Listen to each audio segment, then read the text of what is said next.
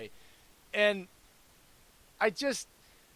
there's a part of me that just likes those guys that just sound like everyday people talking about football in a bar, but they give you football intelligence that you can learn something from listening to them. Exactly. I don't need the color commentary and the entertainment. Honestly, that's like save that for No. baseball. The Baseball worst needs it was because the it's worst boring. was Jason Witten and Booger McFarland last year, Monday Night Football. Oh my that was horrifying. That was horrifying. But to And me, Monday nights are still pretty horrifying with Booger still. Yeah, I don't like Booger. He's not a good analyst. He doesn't even know the NFL rules. He tried to make up a whole reasoning argument for it. It wasn't even the correct one. It's because to me it's a baseball thing that they tried to do this color thing, but baseball needs it because there's such a lull in the actual action. Football needs explanation and teaching points throughout the 60 minutes of the game. There's not enough time for stupid stories. Okay. Well, those of us who are old enough to have listened to Mr. Scully for decades in Los Angeles would disagree with you. One guy could do a baseball game all by himself. Baseball needs it. Baseball needs it, and that's what makes baseball commentary great. I'm saying football does not need it because football needs explanation and teaching points because the action is so prevalent. Baseball, it's absolutely needed in baseball because there is such a stagnant period between plays that it's needed to actually make the game enjoyable in between that, to forget that there's such a lull between plays. They tried to bring that into football, and it absolutely destroys the actual need of the teaching and explanation of what's going on in the field, is my point, Greg. Oh, yeah. Yeah. No, I don't disagree with you there, that's for sure. But basically, I mean, this whole game was what we kind of talked about, right? Two games in one again. You guys had that first half dominated. Second half, you guys got outplayed, but it wasn't enough to put them over. Plain and simple. Well, they almost gift wrapped two more turnovers. The one with the false start and the fumble, and the interception with the flag on it in their end zone. I mean, it's like they kept loading the gun themselves and shooting themselves in the foot. And I'm like, do they not realize that they're still close to probably coming back here? And it wouldn't stop. Yep. So I mean, if you could take a Packers first half and a Cowboys second half, you're going 16-0. You're going 16-0. How's this for the Super Bowl? Aaron and the boys go out in the first half against the Patriots, and the Cowboys will go out in the second half. Yeah, ain't that the truth? The Packers definitely have been a first half team so far this year. That's for sure. And so the Cowboys have been a second half team. I mean, I think the Packers, though, I'm telling you right now, they're further along in this, first 5 weeks than I thought they would be offensively. And to me, that should be a scary thing for the NFL. And the fact that I thought they were going to be pretty good and they were going to be kind of underrated going into the year. And I thought that people weren't talking about them, and that's just fine. I didn't think I figured it was going to take a while for them to get this offense going. And quite frankly, I wasn't quite sure if Aaron Rodgers would do the things that Matt LaFleur wants him to do within the offense. He's doing it. But a lot of us were saying in the offseason, though, that the team that had the best offseason was the Packers. Yeah, I know Monty. He wouldn't shut up about it. Every time we talked to him, absolutely. Packers best offseason every time. No, we were all in agreement. Like at the draft, free agency, we're going, holy shit! Look at this. Look what the Packers just got. Not Ted Thompson anymore. That's the thing, guys. They're starting to get it coming together. They're not clicking yet. And that's the scary. I mean, they put up 34 points on the road without Devontae Adams. Yep. So just watch out. this team is going to be for real, and they're going to be there at the end. I think the Cowboys are still going to be there too. I really do. But I think they've got to get the Cowboys. The number one thing that they actually need is to get their defensive line completely healthy, because they haven't been all year. That's been messed up from day one, like from the preseason on. Yep. Well, that's going to be an issue for everyone. I mean, injuries are going to be, it's the NFL, so it's going to be tough. But they do something. They have an identity, and I think that the Cowboys they'll be all right. They'll be all right. I think that, the division that you're in, I think it's completely winnable by the Cowboys. I think the Eagles are going to come down to Philly. Yeah. Yeah. I think Philly's going to be there. Did you see the garbage job Wentz did today against an awful Jets team? He played down, and so did the rest of them for that first half. Yeah. And again, that's something that just drives me crazy, right? You've got a team that you should just pound on them, get your asses on the sideline, let your backups in there for the second half. Hello.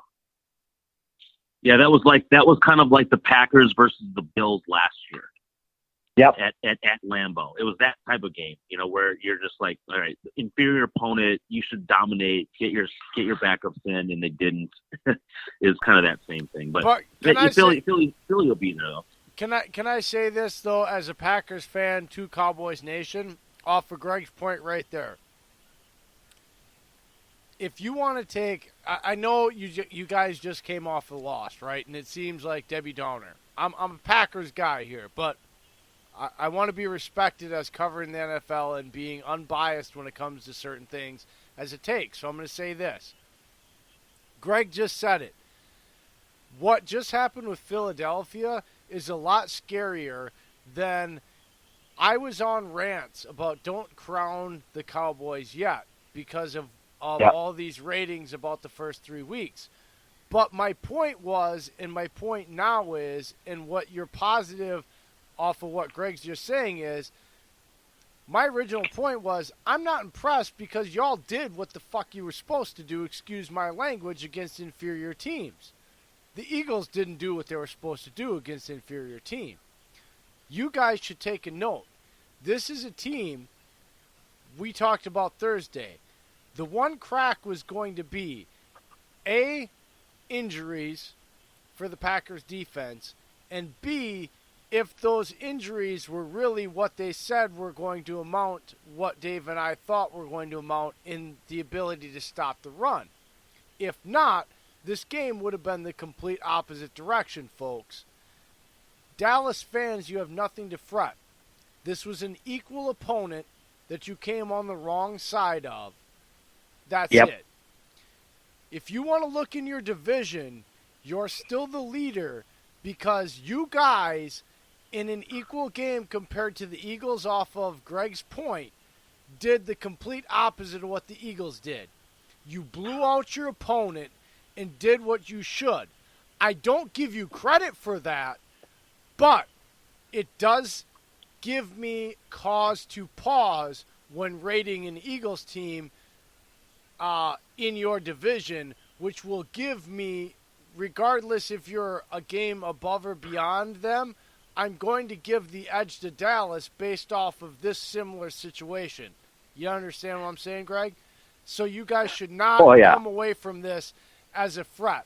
This is, even though the pundits out there might have said this wasn't an equal matchup, I think on the field you saw this was an equal matchup. This was completely an equal matchup. Right. No. You didn't have your number one tackle. We didn't have our number one receiver. Both teams came about injuries to key players upon the game. You guys came about it on the wrong side. But outside of this, you're still the leader of your division. Don't hang your heads, Dallas Cowboys. And I freaking hate the Cowboys. I hate the Cowboys. So this should mean a lot coming from me. Period. Most everybody, if you're not in Cowboys Nation, just about everybody despises us with a passion. So we get it. I want No, but I want credibility as not just a Packer person, but as an analyst. So I'm giving that caveat. I am saying all that with the caveat. I freaking hate the Cowboys. All due respect, Greg, because I love you. No worries there, man. I'm used to it. 50 years of it, man, because it's always been that way. If you're a Cowboys fan, you're a Cowboys fan, but if you're not, they are your number one hate team. I mean, you put it on the list, and we got guys in Pittsburgh who hate us more than they hate Cleveland. We got guys in Miami who hate us more than New England. It's all over the place. It's like, okay, what did we do to you? But hey, okay, if you want to hate us that much. It's not the fans, it's the team. Because you're a fan, and I have nothing against you.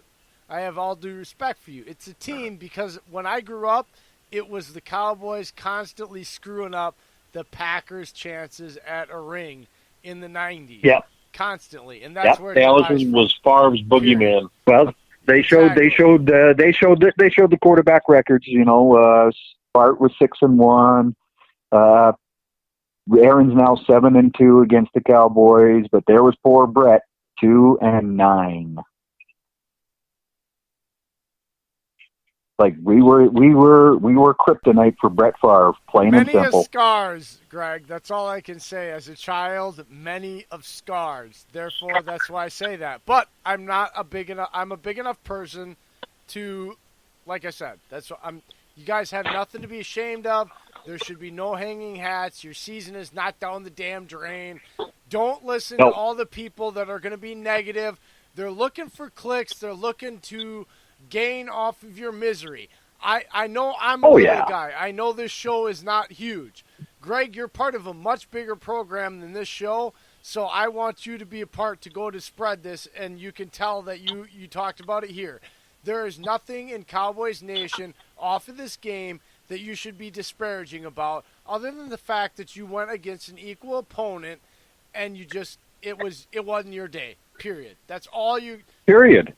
I mean, and it's happened. It's happened 2 straight. It's happened 2 straight weeks.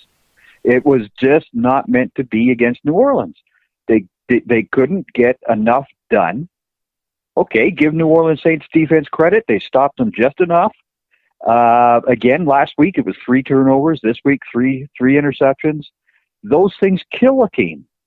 You lose that turnover battle, you are not going to win very often. I think, 22% of the time? That's it? That you can overcome the turnover battle? And that's league-wide. Well, I think it's only 22% where if you lose that turnover battle, you win a game. Well, I mean, luckily Dallas has those 2 things in their favor. Just quit the turnovers and get healthy. And you guys are right back to being the top team, or one of the top teams in the NFC, I mean, that's literally what it came down to is turnovers and injuries. I mean, it's not like it's a whole scheme problem. I would like Kellen Moore to feed Zeke more.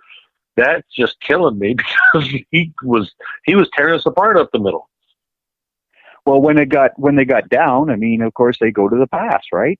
They want to catch up quick, and they didn't really need to. There was time on the clock, and when Zeke did get the ball, he didn't do too bad with it. But hey, it's typical of them. It's just typical.